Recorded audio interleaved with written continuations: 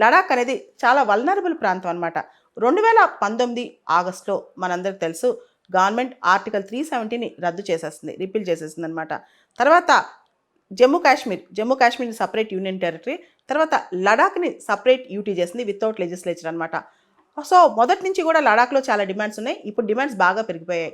అసలు డిమాండ్ ఏంటంటే లడాక్లో majority tribal population కాబట్టి అక్కడ ఇన్ఫ్రాస్ట్రక్చర్ డెవలప్మెంట్ ప్రాజెక్ట్స్ వచ్చినా, మాస్ టూరిజం విపరీతమైన టూరిస్టులు వచ్చినా, ఏది వచ్చినా లడాక్ వల్నరబుల్గా ఉంటుంది కాబట్టి అసలు లోకల్ ఇష్యూస్లో లెజిస్లేటివ్ పవర్స్, ఎగ్జిక్యూటివ్ పవర్స్, దానికి సంబంధించి లా మేకింగ్ పవర్స్ కానీ, దానికి సంబంధించి ఇంప్లిమెంటేషన్ పవర్స్ కానీ లోకల్ పీపుల్కే కావాలి. కాబట్టి మాకు 6th షెడ్యూల్ స్టేటస్ ఇవ్వాలని చెప్పి అక్కడ జనం గొడవ చేస్తున్నారనమాట.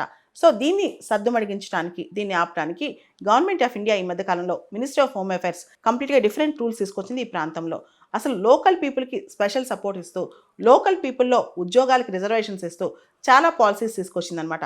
అక్కడక్కడ అసలు రెసిడెంట్ అంటే ఎవరు, లడాక్ ప్రాంతంలో అంటే లడాక్ ప్రాంతంలో రెసిడెంట్ అంటే ఎవరు అంటే 15 సంవత్సరాల పాటు అక్కడ నివసించిన వాళ్ళని రెసిడెంట్ అని చెప్పి, అదేవిధంగా లేదా 7 సంవత్సరాలు అక్కడ చదువుకుని ఉండాలని, అక్కడ ఏ తరగతి పాస్ అయితే అక్కడ రెసిడెంట్ అవ్వాలని చెప్పి దీనికి సంబంధించి కొన్ని రూల్స్ తీసుకొచ్చిందనమాట.